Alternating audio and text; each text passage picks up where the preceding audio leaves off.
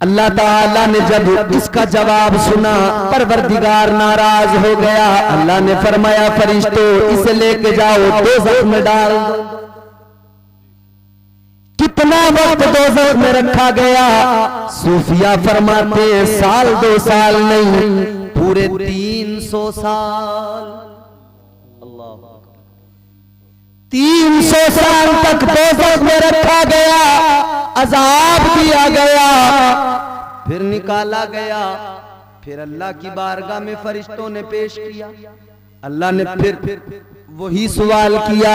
परवरदिगार ने फरमाया बता मैं कौन हूँ? कहने लगा अंता अंता अना अना। कहने लगा तू है, मैं हूँ। 300 साल का अजाब, जवाब नहीं बदला साहब। नफ्स को क्या समझते हो तुम? आदमी वैसी आकर मस्जिद में शोर करता। नफ्स बड़ी खतरनाक चीज है मियां। अच्छा वैसी भाई का हिस्सा मारता, जमीन मारता, तो वैसी मेंढ काटने लग जाता आदमी। ये बड़ी खतरनाक चीज है। भेड़िया है ये नहीं छोड़ेगा भेड़िया, इससे बचने की जरूरत है। 300 साल का अजाब दिया गया मगर जवाब नहीं बदला। फिर अल्लाह ने हुक्म दिया लेके जाओ। फिर दोज़ख में डाल दिया गया। फिर दोज़ख के अंदर 300 साल अजाब दिया गया। 300 साल के बाद में जब निकाला गया, अल्लाह ने फिर फरमाया बता मैं कौन हूं? जवाब फिर भी नहीं बदला। कहने लगा अंता अंता अना अना। कहने लगा तू है, मैं हूं। फरिश्ते अर्ज करने लगे मौला इसका जवाब नहीं बदला, या अल्लाह दोज़ख में लेकर जाए। अल्लाह ने फरमाया नहीं। या अल्लाह किस लिए? परवरदिगार ने फरमाया दोज़ख में लेके जाओगे, अजाब दोगे, इसका जवाब नहीं बदलेगा। या अल्लाह कैसे बदलेगा? अब जुमला मेरा तवज्जो से सुनना। भैया बैठ जाओ आराम से। भाई बैठ जाओ सुकून से यार, अफरा तफरी ना करो, सुकून से बैठ कर सुन लो। ये खत्म कर दूं? हाँ माशाअल्लाह जी। सुनो तवज्जो मेरी तरफ करो अब जल्दी। फरिश्तों ने कहा या अल्लाह ले जाएं दोज़ख में। अल्लाह ने फरमाया नहीं, जवाब नहीं बदलेगा। या अल्लाह फिर क्या करना? परवरदिगार आलम ने फरमाया ऐ फरिश्ते इसे दोज़ख में लेकर मत जाओ। दोज़ख में लेकर जाओगे अजाब दिया जाएगा मगर इसका जवाब नहीं बदलेगा। या अल्लाह फिर क्या करे? अल्लाह ताला ने फरमाया इसे अजाब न दो, दोज़ख में ना लेकर जाओ, बस इतना करो इस नफ्स के ऊपर भूख का बोझ डाल दो, फाकों का बोझ डाल दो, सजदों का बोझ डाल दो, बंदगी का बोझ डाल दो, इबादत का बोझ डाल दो। जब ये सारे बोझ, फाकों का बोझ, भूख का बोझ, इबादत का बोझ, सजदों का बोझ डाला गया, फिर अल्लाह ने फरमाया बता मैं कौन हूँ? फिर यही नफ्स था कहने लगा तू मेरा परवरदिगार है। नारे तकबीर, नारे रिसालत, फैज़ाने सरकारे मदीना मसलके आला हजरत उलमाए अहले सुन्नत हजरत अल्लामा मौलाना इम्तियाज रज़ा बरकाती। नारे तकबीर, नारे रिसालत। इतना तो पता चल गया नफ्स कंट्रोल में यूं ही नहीं आ जाता, तब आता है जब इसे भूखा रखा जाए, भूख का बोझ इस पे डाला जाए तब काबू में आता है, सजदों का बोझ डाला जाए तब काबू में आता है। तो अल्लाह ने निजाम जिंदगी भी वैसे ही अता किया, करीने जिंदगी भी वैसे ही दिया। परवरदिगार आलम ने क्या निजाम दिया? अल्लाह ताला ने फरमाया ऐ मेरे बंदे 1 साल में 1 महीना आएगा, उसमें रोजे रखना, अपने नफ्स पे भूख का बोझ डालना, ये तुम्हारे काबू में रहेगा। रमजान के रोजे रखोगे, नफ्स कंट्रोल में रहेगा।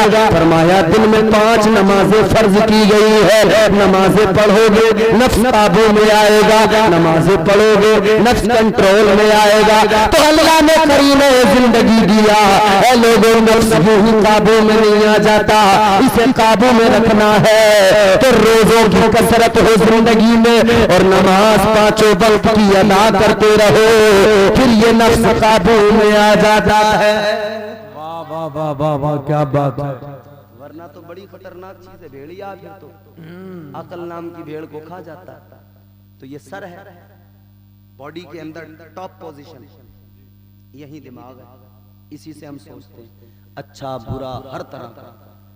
मगर जब नमाज के लिए जाते हैं मस्जिद में, नमाज के उलमा बैठे हैं, हमारे बुजुर्ग हैं, ये बताएंगे आप और तायीद भी करेंगे। जब हम नमाज के लिए जाते हैं तो नमाज के अंदर जो अरकान हैं, उन अरकान में सबसे अहम, सबसे ज्यादा टॉप क्लास की जो पोजीशन है वो सजदा। सजदा सबसे टॉप पोजीशन, 1 नंबर की पोजीशन सजदा। क्यों है?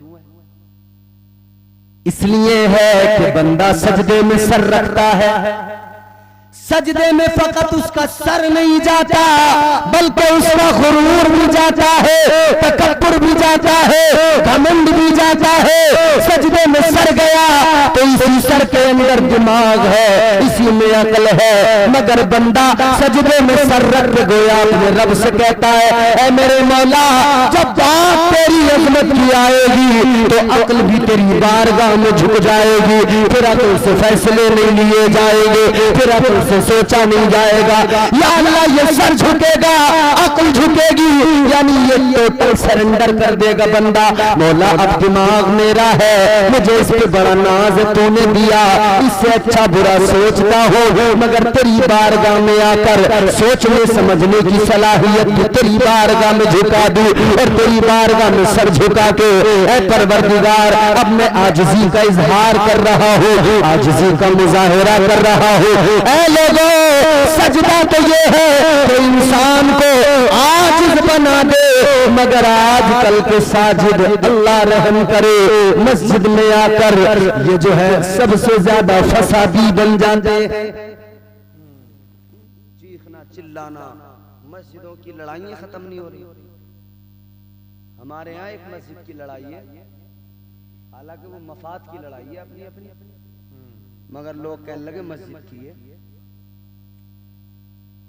हाँ, किसी हद तक उसमें मस्जिद भी एक मुद्दा है और होता है। कहने का मतलब यह है कि फकत मस्जिद की लड़ाइयां नहीं है, अपनी मफाद की लड़ाइयां हैं मस्जिद के अंदर। अपने मफाद की लड़ाइयां लोग लड़ रहे हैं। ओ भाई, खुदा के लिए इतना तो करो, कम से कम अल्लाह के घर में आके तो कम से कम खुदा का खौफ खाओ। सर भी झुका रहे हो, मफाद भी अपना, अल्लाह के घर में भी अपनी सियासत, अल्लाह के घर में भी अपनी वही।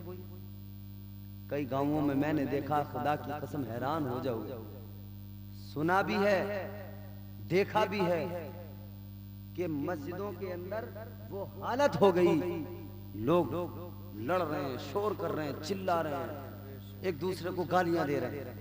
अल्लाह रहम फरमाए। ऐ हिंदुस्तानी मुसलमानों, इकबाल ने कहा था न समझोगे तो मिट जाओगे हिंदी मुसलमानों, तुम्हारी दास्तां तक भी न होगी दास्तानों में। आज भी वक्त है समझ जाओ, आज भी वक्त है तर्ज जिंदगानी बदल लो, वरना मेरे इमाम ने कहा, ताजदारे बरेली ने कहा, आज ले उनकी पनाह, आज मदद मांग उनसे, न मानेंगे कयामत में अगर मान गया। सुभान अल्लाह, सुभान अल्लाह। आज समझने को तैयार है, आज धन्ना सिटी में रह रहा आदमी। आज भी वक्त है होश के नाखून लो खुदा के लिए। क्या तुमने देखा नहीं, एक मस्जिद थी जिसे तोड़ा गया, गिराया गया, प्रोपेगेंडा चलाया गया, खत्म कर दिया गया, फैसला भी अपने हक में लिया गया। हम कमजोर हैं, ताकत उनके पास है। और भाई कानूनी तौर पर भी हमारे लीडरान ने कहा कि भाई कोर्ट से भी गलती हो सकती है, धोखा दिया गया कोर्ट को, सुप्रीम कोर्ट को धोखा दिया गया, मगर मस्जिद तो खत्म कर दी गई। ऐ लोगों, अब जरा सोचो क्यों खत्म कर दी गई, क्यों गई? इसलिए गई कि जब हम खुद अपनी मस्जिदों में लड़ने लगे, झगड़ने लगे।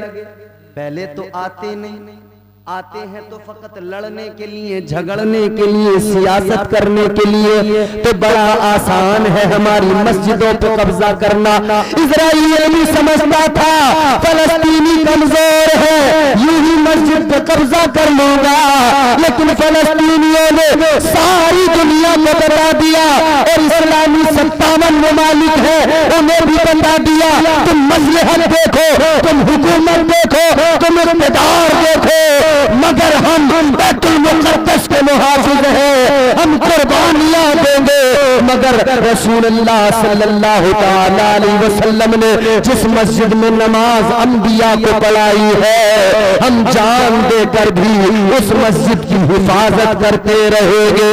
बाबा नारे तकबीर, नारे रिसालत, फैज़ाने सरकारे मदीना, मसलके आला हज़रत, नारे तकबीर, नारे रिसालत। अब देखो, मैंने कहा हम मुसलमान हैं, दुनिया हमारे लिए कैद खाना, सारे के सारे मंसूबा बंदी करने लगे। यूक्रेन पे हमला हुआ तो सारे उसे मजलूम कह रहे थे। जिस फलस्तीन की सारी जमीन को खा गया इजराइल, जब हिटलर ने मारा था ना, किसी ने पनाह नहीं दी थी। ये दुनिया बड़ी जालिम है, मगर इस्लाम हमारा मजहब हमें मोहब्बत, उखुव्वत, अमन, सलामती, मदद करना, रवादारी सिखाता। जब हिटलर ने मारा, वो कहता था पूरी दुनिया से यहूदियों को खत्म कर दूंगा, मिटा दूंगा। ऐ बेगैरत कौम यहूदी, बताओ किसने तुम्हें बचाया, किसने तुम्हें पनाह दी? तुम भाग रहे थे, दुनिया में कोई ऐसा नहीं था जो तुम्हें पनाह दे देता। यही फलस्तीनी मुसलमान थे, इन्होंने तुम पर रहम किया, इन्हें तुम पर तरस आ गया, इन्होंने तुम्हें अपने मुल्क के अंदर दाखिल होने दिया। मगर तुम ऐसे बेगैरत निकले उसी मुल्क के अंदर जिसने तुम्हें पनाह दी, जब तुम्हें कोई अपनाने वाला नहीं था, जब तुम्हें दुनिया मार रही थी, जिन्होंने तुम्हें बचाया, जिन्होंने तुम पे एहसान किया, तुम उन्हीं लोगों के जान के दुश्मन बन गए। भूल गए एहसान, क्योंकि ये बदबख्त कौम है ही ऐसी। मगर ये क्या समझती है दुनिया, खत्म कर देंगे, मिटा देंगे, क्या समझते हैं? कुर्बानियां तो इस्लाम मांगता है, हर दौर में कुर्बानियां मांगी है इस्लाम ने, कुर्बानियां दी हैं हमने, हमारे अकाबिर ने दी, अकाबिरीन ने कुर्बानियां दी। जब 313 थे तब भी खड़े हो गए थे, भरोसा किसी पे नहीं किया, फकत अल्लाह की जात पे भरोसा किया। आज भी जहां भी है दुनिया के जिस खित्ते में है, भरोसा किसी पे नहीं करते, फकत अल्लाह की जात पे भरोसा करते। हम मुसलमान किसी के रहमो करम पे जिंदा नहीं, किसी के रहमो करम पे जिंदा नहीं, फकत उस रब के रहमो करम पे जिंदा, उस रब के करम पे जिंदा। हम जानते हैं अगर उस रब का करम न हो, सारी दुनिया मिलकर बचा नहीं सकती है, और वो खुदा मारने पे आ जाए, दुनिया बचा नहीं सकती है। वो खुदा बचाने पे आ जाए तो दुनिया की औकात नहीं के मार सके। हक है।